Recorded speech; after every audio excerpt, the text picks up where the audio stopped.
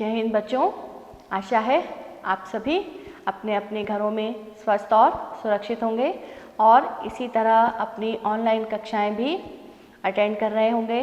और अब तो परीक्षा का समय भी निकट आ रहा है, तो परीक्षा की तैयारी भी साथ साथ कर रहे होंगे। आज हम जिस शीर्षक को पढ़ने जा रहे हैं उसे जानने से पहले हम थोड़ी सी बातें करते हैं। जैसे हमने फिल्म देखी है या हम किसी फिल्म को देखने गए या हमने घर में ही यदि टीवी पर ही कोई फिल्म आ रही है तो उसे देखा, तो हम उसमें देखते हैं कि फिल्म बहुत अच्छी है, उसमें दृश्य बहुत अच्छे हैं, उसमें जो प्राकृतिक वातावरण बताया गया है वो बहुत सुंदर है, या उसमें जो पात्र हैं वो बहुत अच्छे से अपना किरदार निभा रहे हैं, या उसका डायरेक्शन अर्थात उसका निर्देशन बहुत अच्छी तरीके से किया गया है।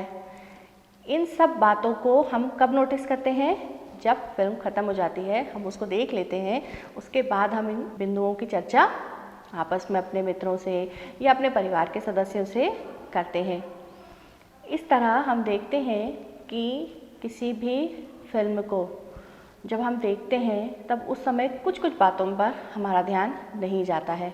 आज हम कुछ उन्हीं बिंदुओं की तरफ अपना ध्यान आकर्षित करेंगे जिन बिंदुओं की तरफ हमारा ध्यान नहीं जाता है। किस प्रकार करेंगे? तो आज हम आपू के साथ 2.5 साल जो गद्य खंड आरोह पाठ्य पुस्तक में सम्मिलित है उसका अध्ययन करेंगे। मैं रुचि शर्मा एक बार फिर एक नए पाठ के साथ आपको समझाने के लिए आपके साथ हूँ। अब हम देखेंगे कि आपू के साथ 2.5 साल फिल्म कैसी है, कब बनी, किस प्रकार बनी, उसके निर्देशक कौन थे। इन सब बातों को जानने के पश्चात हम ये देखेंगे कि फिल्म किन परिस्थितियों में बनी, या किसी भी फिल्म को बनाने में जो फिल्मकार होता है उन्हें किन किन तरह की परिस्थितियों का सामना करना पड़ता है। आपू के साथ 2.5 साल जो पाठ है वो पाथेर पांचाली फिल्म से संबंधित है। किस प्रकार संबंधित है कि पाथेर पांचाली ये एक बांग्ला फिल्म है। ये जब बनी तो उसमें उसको बनाने के लिए निर्देशक कौन है? सत्यजीत रे। सत्यजीत रे कोई हमारे लिए नया नाम नहीं है, बहुत जाने माने निर्देशक हैं। और ये पाठ जो है बेटा ये संस्मरण विधा में है, अर्थात सत्यजीत रे ने इसे अपने एक संस्मरण के रूप में लिखा है। ये स्वयं उन्हीं के द्वारा लिखा हुआ है। अब सत्यजीत रे के द्वारा ही लिखा गया है, उन्होंने ही इस फिल्म का निर्देशन किया था, तो सबसे पहले हम सत्यजीत रे का थोड़ा सा जीवन परिचय देख लेते हैं। देखते हैं सत्यजीत रे जिनका जन्म सन 1921 कोलकाता पश्चिम बंगाल में हुआ था।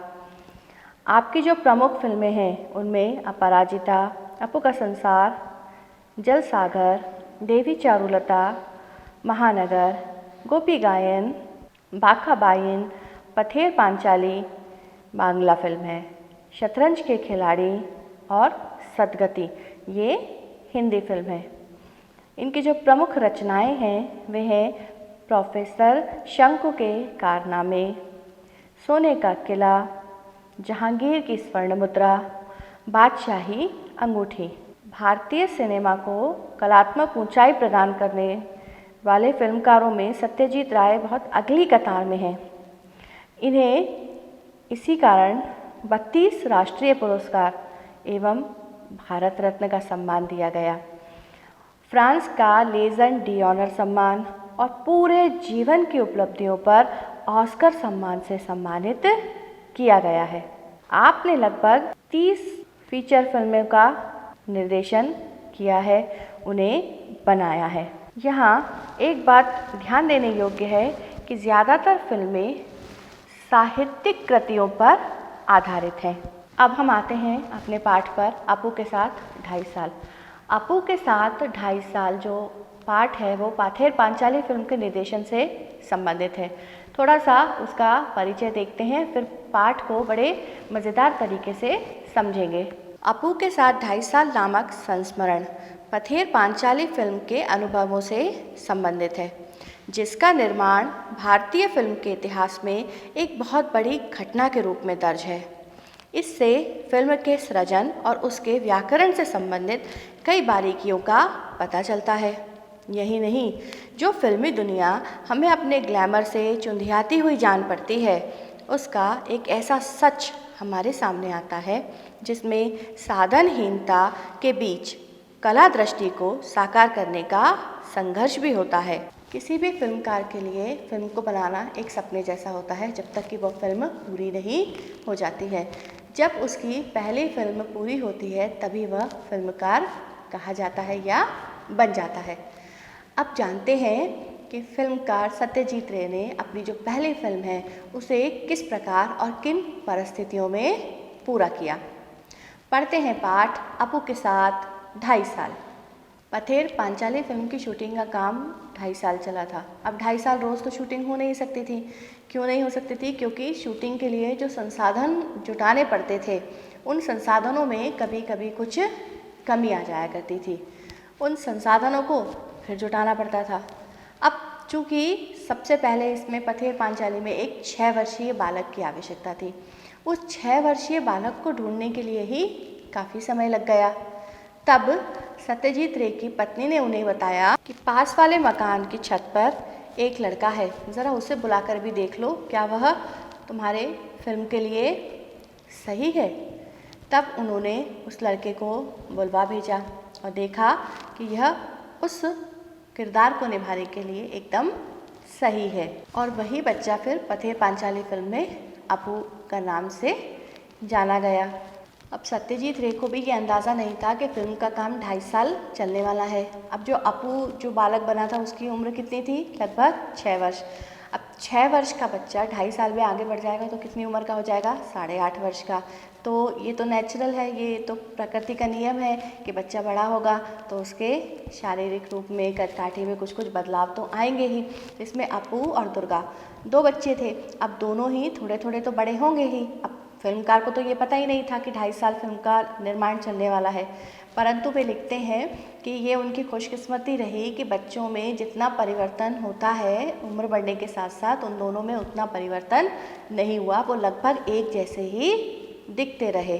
फिल्म में ही इंदिरा ठाकुरन की भूमिका निभाने वाली जो दादी थी वो लगभग 80 वर्ष की थी और वो लिखते हैं कि यह उनकी भी खुशकिस्मती रही कि वे भी 2.5 साल तक बराबर अपने किरदार के लिए जब भी उन्हें ज़रूरत पड़ी वह उसका पात्र के लिए उपस्थित रहीं। शूटिंग की शुरुआत में एक गड़बड़ हो गई। अपू और दुर्गा को लेकर जब सत्यजीत रे कलकत्ता से 70 मील पर पालसेट नाम के एक गांव पर गए, वहां रेल लाइन के पास काश फूलों से भरा एक मैदान था।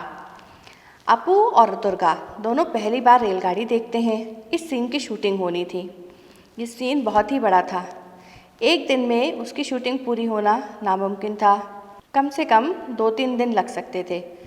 पहले दिन जगद्धात्री पूजा का त्यौहार था। दुर्गा के पीछे दौड़ते हुए अपू काश फूलों के वनों में पहुंचता है। सुबह शूटिंग शुरू करके शाम तक सीन का आधा भाग चित्रित किया गया। यहाँ पर यह जानने योग्य तथ्य है कि जो फिल्म के निर्देशक थे, जो छायाकार थे, जो कलाकार काम कर रहे थे, ये सभी उस क्षेत्र में नवागत थे। नवागत मतलब नए नए आए थे। अब उन्होंने क्या सोचा कि आधे सीन की शूटिंग तो हो ही गई है, आधे की बाद में कर लेंगे। इसके बाद क्या हुआ कि 7 दिन बाद शूटिंग के लिए फिर उस जगह पर गए तो उस जगह को पहचान ही नहीं पाए। लगा अरे कहाँ आ गए हैं और वे काश के फूल कहाँ चले गए। बीच के जो 7 दिन थे उसमें वहाँ के जो जानवर थे उन्होंने पूरे काश के फूलों को खा लिया था। अब वैसा ही सीन दोबारा कैसे रिक्रिएट करेंगे? काश के फूलों को तो दोबारा उगाया नहीं जा सकता था। अब बड़ी समस्या हो गई। अब प्रश्न ये उठा कि उस जगह बाकी आधे सीन की शूटिंग करते तो पहले आधे सीन के साथ उसका मेल कैसे बिठाते? उसमें से वो जो कंटिन्यूटी होती है वो तो नदारदी हो जाती। अब उस सीन के बाकी अंश की शूटिंग अगले साल की शरद ऋतु में करने का निर्णय लिया गया ताकि फिर से मैदान काश फूलों से भर जाए और रेलगाड़ी जब आए तब उस दृश्य को पूरा कर लिया जाए। रेलगाड़ी के इतने शॉट्स थे कि एक रेलगाड़ी से काम नहीं चला। एक के बाद एक 3 रेलगाड़ियों को हमने शूटिंग के लिए इस्तेमाल किया। सुबह से लेकर दोपहर तक कितनी ही रेलगाड़ियां उस लाइन पर से जाती हैं, यह पहले ही टाइम टेबल देखकर जान लिया। हर एक ट्रेन एक ही दिशा से आने वाली थी। जिस स्टेशन से वे रेलगाड़ियां आने वाली थी, उस स्टेशन पर उनकी टीम के अनिल बाबू। रेलगाड़ी स्टेशन से निकलते समय अनिल बाबू भी इंजन ड्राइवर की कैबिन में चढ़ते, क्योंकि गाड़ी के शूटिंग की जगह के पास आते ही बॉयलर में कोयला डालना ज़रूरी था। क्यों? क्योंकि उसमें से काला धुआं निकले। सफ़ेद काशफूलों की पृष्ठभूमि पर अगर काला धुआं नहीं आया तो दृश्य कैसे अच्छा लगता। अब पथेर पांचाली फिल्म में जब यह सीन दर्शक देखते हैं तो उन्हें यह समझ में ही नहीं आता कि इस दृश्य को फिल्माने के लिए 1 वर्ष का इंतज़ार करना पड़ा था। सत्यजीत रे फिर बताते हैं कि फिल्म का निर्माण करते समय सबसे ज़्यादा किस चीज़ की आवश्यकता होती है। सही बात है, धन की। आर्थिक अभाव के चलते भी उन्हें किस किस समय शूटिंग रोकनी पड़ी, किस किस समय किन किन परेशानियों का सामना करना पड़ा, तो उसके लिए उन्हें एक प्रसंग और याद आया। उन्होंने लिखा कि उसमें अपू और दुर्गा के जो दोनों बच्चे हैं, उनके साथ एक भूलो नामक एक पालतू कुत्ता भी है। अब इस कुत्ते से संबंधी एक बड़ा मज़ेदार घटना उन्होंने हमारे सामने प्रस्तुत करी है। कैसे? चलिए देखते हैं। गांव से ही उन्होंने एक कुत्ते को ढूंढ लिया और उसको कुछ सिखा पढ़ा दिया कि वो अपू और दुर्गा के साथ थोड़ा जानने पहचानने वाला व्यवहार कर सके, और ऐसा हुआ भी। आगे क्या हुआ? एक दृश्य में अपू की माँ सर्वजया अपू को भात खिला रही है। भूलो कुत्ता दरवाजे के सामने आंगन में बैठकर अपू को भात खाना देख रहा है। अपू के हाथ में छोटे तीर कमान है। खाने में उसका पूरा ध्यान नहीं है। वह माँ की ओर पीठ करके बैठा हुआ है और तीर कमान खेलने के लिए बड़ा उतावला है। अब खाते खाते ही कमान से तीर अपू ने छोड़ दिया और खाना छोड़कर तीर वापस लाने के लिए चला जाता है। सर्वजया हाथ में थाली और निवाला लेकर बच्चे के पीछे दौड़ती है, लेकिन वो समझ जाती है कि बच्चा अब कुछ नहीं खाएगा। अब भूलो कुत्ता भी खड़ा हो जाता है, क्योंकि उसका ध्यान उसके हाथ में जो भात की थाली है उसी की ओर रहता है। अब इसके बाद वाले शॉट में ऐसा दिखाना था कि सर्वजया थाली में बचा भात एक गमले में डाल देती है और भूलो वह भात को खाता है। लेकिन यह शॉट उस दिन पूरा नहीं हो पाया, क्योंकि सूरज की रोशनी ख़त्म हो गई थी। ख़त्म कैसे हो गई थी? मतलब सूर्यास्त हो गया था। फिर आगे क्या हुआ? सूरज की रोशनी ख़त्म होने के साथ साथ निर्देशक के पास पैसे भी ख़त्म हो गए। अब पैसे ख़त्म हो गए तो पैसे जोड़ने में फिर समय लगता। 6 महीने के बाद फिर शूटिंग शुरू हुई। जब पैसे जुड़े तो फिर वो गांव पहुंचे जहां शूटिंग हो रही थी। अब उन्होंने उसको जो सीन बच गया था उसे चित्रित करने के लिए सारे संसाधन इकट्ठे किए, परंतु अब यह समाचार मिला कि भूलो कुत्ता तो अब रहा नहीं। अब बड़ी परेशानी सामने आ गई कि अब भूलो कुत्ते की जगह कैसे उसकी जगह दूसरा कुत्ता लाएं, और वो क्या भूलो कुत्ते की जगह दिखेगा? फिर पूरा सीन फिर से दृश्यांकन करना पड़ेगा। उसमें तो फिर और पैसे खर्च होंगे। वैसे ही तो पैसे बड़ी मुश्किल से जुट रहे थे। तब बड़ी खोज खबर करी गई गाँव में और बड़ी ढूंढाई मची कि भूलो जैसा कोई कुत्ता मिल जाए। तो देखते हैं उन्होंने आगे क्या लिखा। भूलो जैसा दिखने वाला एक और कुत्ता गांव में है, अब लाओ पकड़ के उस कुत्ते को। तो वो लिखते हैं कि यह सचमुच यह कुत्ता भूलो जैसा ही दिखता था और भूलो से बहुत कुछ ही मिलता जुलता भी था। और जब वो सर्वजया गमले में भात फेंक देती है और वो भात को वो खा भी लेता है। इस तरह से ये दृश्य भी पूरा हुआ। देख रहे हैं आप कि किसी भी फिल्म को बनाने के लिए फिल्मकार को किन किन परिस्थितियों का सामना करना पड़ता है। आगे वे लिखते हैं कि सिर्फ कुत्ते के संदर्भ में ही नहीं, ऐसा आदमी के संदर्भ में भी हुआ। किस प्रकार से हुआ कि उन्होंने जो लिखा है उसे थोड़ा पढ़ते हैं। श्रीनिवास नामक घूमते मिठाई वाले से मिठाई खरीदने के लिए अपू और दुर्गा के पास पैसे नहीं हैं।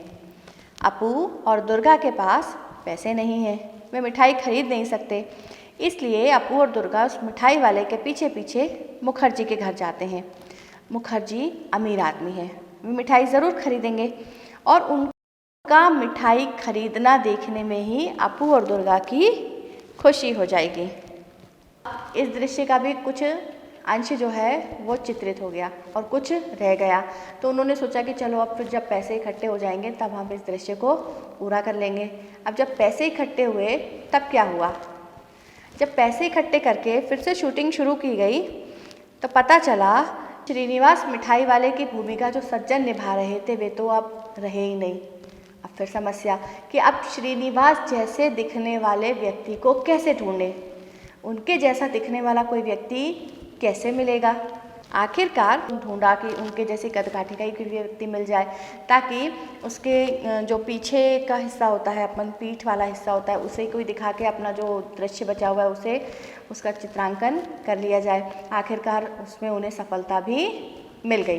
दृश्य का बाकी अंश चित्रित किया गया। फिल्म में दिखाई देता है कि 1 नंबर श्रीनिवास बांसबन से बाहर आता है और अगले शॉट में 2 नंबर श्रीनिवास कैमरे की ओर पीट करके मुखर्जी के घर के गेट के अंदर जाता है। पांचाली फिल्म लोगों ने एक ही बार नहीं कई बार देखी, लेकिन किसी का भी इस ओर ध्यान ही नहीं गया कि जो श्रीनिवास है वो 1 नंबर और 2 नंबर अर्थात पहले दृश्य में कोई और है और दूसरे दृश्य में कोई और उस श्रीनिवास का पात्र को किरदार में ढाल रहा है। इसके बाद वो लिखते हैं कि भूलो कुत्ते की वजह से भी फिल्म के चित्रांकन में बड़े नाटक हुए। किस प्रकार से हुए, छोटे से पुकुर के पार मिठाई वाला खड़ा है और इस पार अपने घर के पास अपू और दुर्गा मिठाई वाले की ओर ललचाई नज़रों से देख रहे हैं। अब मिठाई वाला जब मुखर्जी के घर की ओर जाने लगता है तो दुर्गा अपू से कहती है हम भी जाएंगे, हम भी जाएंगे। अब भाई बहन दोनों दौड़ने लगते हैं, कुत्ता भी झुरमुट में बैठा है। अब चूंकि भूलो उन्हीं का कुत्ता है तो जब भाई बहन दोनों दौड़ेंगे तो कुत्ते का साथ में दौड़ना भी बहुत ज़रूरी है, लेकिन भाई बहन तो दौड़ जाते लेकिन वो कुत्ता वहीं बैठा रहता। अब दृश्य पूरा कैसे किया जाए, इसके लिए भी फिर उन्होंने एक तरीका निकाला। से कहा कि तुम अपने हाथ में कुछ मिठाई का टुकड़ा रख लो और दौड़ने से पहले उस भूले कुत्ते को दिखा देना। जैसे ही भूलो कुत्ते ने देखा कि दुर्गा के हाथ में मिठाई का टुकड़ा है, जैसे ही वो दोनों दौड़ते हैं वो भी उनके पीछे दौड़ने लगता है और दृश्य इसी प्रकार पूरा होता है। गर्मी के कारण ही सत्यजीत रे लिखते हैं कि बारिश का जो दृश्यांकन करना था वह भी बड़ी मुश्किल से हो पाया। कैसे, वो लिखते हैं बरसात के दिन आए और गए लेकिन उनके पास पैसे नहीं थे, इस कारण शूटिंग बंद हुई। आखिर जब हाथ में पैसे आए तब अक्टूबर का महीना शुरू हुआ। अक्टूबर का महीना, वो भी शरद ऋतु। अब यहाँ कहाँ बरसात होगी, लेकिन अपू और दुर्गा की भूमिका करने वाले बच्चे, कैमरामैन और तकनीशियन और स्वयं वे निर्देशक इसी आशा में गांव में ही बैठे रहते कि कहीं कोई काला बादल दिख जाए तो हम वैसे ही शूटिंग को शुरू कर देंगे। और आखिर एक दिन उसमें सफलता भी मिली। शरद ऋतु में भी आसमान में बादल छा गए, धुआंधार बारिश हुई। उसी बारिश में भीगकर दुर्गा भागती हुई आई और पेड़ के नीचे भाई के पास आसरा लिया। दोनों एक दूसरे से चिपक कर बैठे और दुर्गा कहने लगी, नेबूर पाता करब जा, हे वृष्टि घरे जा। बरसात, ठंड, अपू का बदन खुला, प्लास्टिक के कपड़े से ढके कैमरे को आंख लगाकर देखा तो वह ठंड लगने के कारण सिहर रहा था। जैसे तैसे शॉट पूरा किया गया। जिन्होंने पथेर पांचाली फिल्म देखी है, ऐसा सत्यजीत रे लिखते हैं कि वही जानते हैं कि यह दृश्य कितनी अच्छी तरह से शूट हुआ है। आगे वे लिखते हैं कि शूटिंग की दृष्टि से उन्हें गोपालग्राम की तुलना में बोडाल गांव बहुत उपयुक्त लगा। अपू और दुर्गा का घर, अपू का स्कूल, गांव के मैदान, खेत, पुकुर, आम के पेड़, बांस की झुरमुट, ये सभी बातें बोडाल गांव में और आसपास हमें मिली। अब उस गांव में बिजली आ गई है, पक्के घर, पक्के रास्ते बने हैं। उस ज़माने में वे नहीं थे। आगे वे कहते हैं हमें गांव बहुत बाहर जाना पड़ा, वहाँ के लोगों से इसीलिए बहुत परिचय भी हो गया। उन लोगों में एक बहुत अद्भुत सज्जन थे जिन्हें सुबोध दा कहकर पुकारते थे।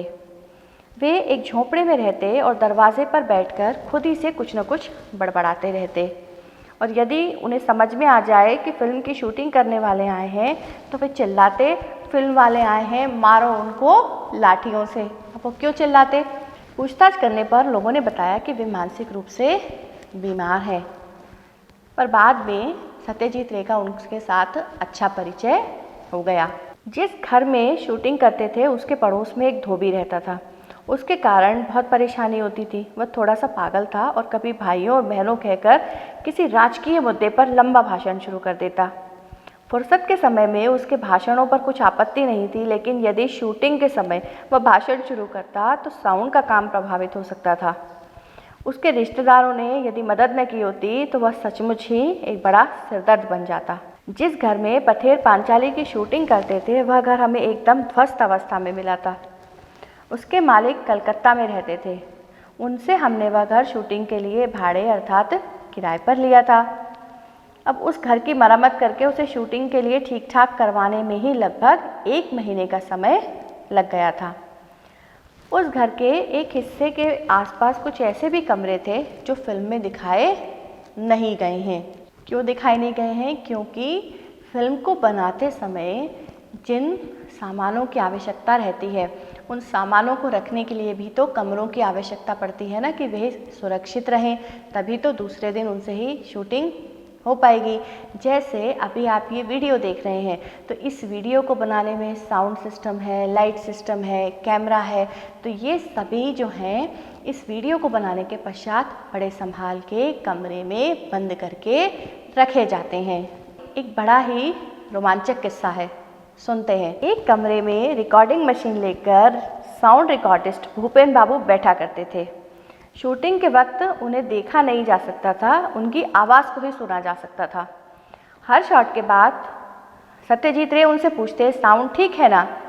तो भूपेन बाबू इस पर हाँ या ना का जवाब देते।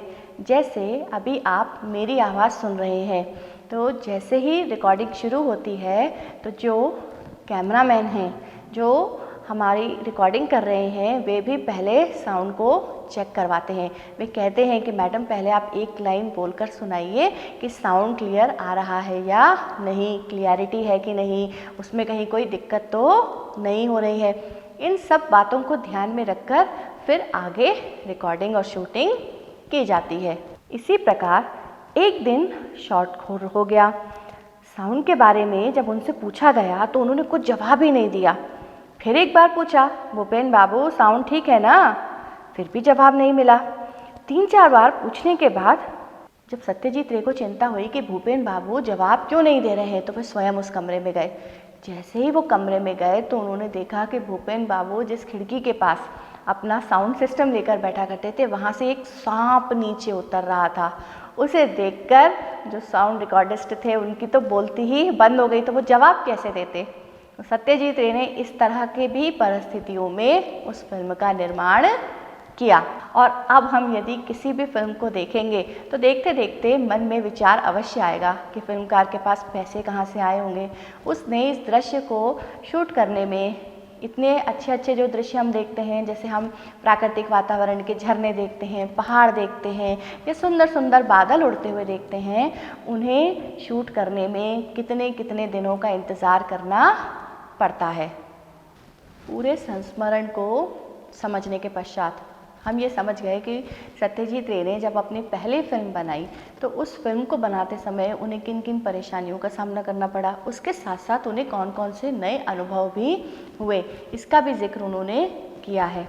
और कहते हैं ना कि पहले अनुभव के बाद ही हम जब कोई अलग नया कार्य करते हैं तो वह अनुभव हमें उस नई दिशा की ओर अग्रसर कर देता है। इसी प्रकार उनकी पहली फिल्म के बाद ही उन्होंने कई बहुत अच्छी अच्छी फिल्मों का निर्माण किया और कितने पुरस्कार मिले ये हम पहले देख चुके हैं। इससे हमें एक शिक्षा और भी मिलती है कि कभी भी साधनहीनता के अभाव में हमें किसी भी परिस्थिति से हार नहीं माननी चाहिए। सदैव विपरीत से विपरीत परिस्थितियों का डटकर सामना करना चाहिए। जैसे जब हमने देखा कि जब अपू जो बच्चा था उसका चयन होना था, फिर इसके बाद हमने देखा भोलो कुत्ते वाला उदाहरण, फिर श्रीनिवास जी का उदाहरण, इसके बाद वो 80 वर्षीय दादी का 2.5 साल तक जीवित रहना, यह भी अपने आप में एक ईश्वर की कृपा है कि इन सब व्यवधानों के बाद भी फिल्म का निर्माण पूरा हुआ और फिल्म बहुत अच्छी बनी। आप भी उस फिल्म को ज़रूर देखिए और अब जब आप उस फिल्म को देखेंगे तो हमने जो पढ़ा है उसे आपको तो पहले ही पता है कि इस दृश्य में क्या दिक्कत हुई थी, फिर इस दृश्य में क्या दिक्कत हुई, तो उसे देखने में आपको और आनंद आएगा और आप कहीं ना कहीं स्वयं को भी उसी माहौल में ले जाएंगे। आशा है आपको आज का ये पाठ अच्छी प्रकार से समझ में आ गया होगा। अब जब भी फिल्म देखें तो ज़रूर याद रखें कि कितनी कठिन परिस्थितियों में किसी भी फिल्म का निर्माण होता है। आज के कालखंड को यही समाप्त करते हैं और अगले कालखंड में किसी नए बिंदु के साथ फिर मिलेंगे। तब तक के लिए जय हिंद।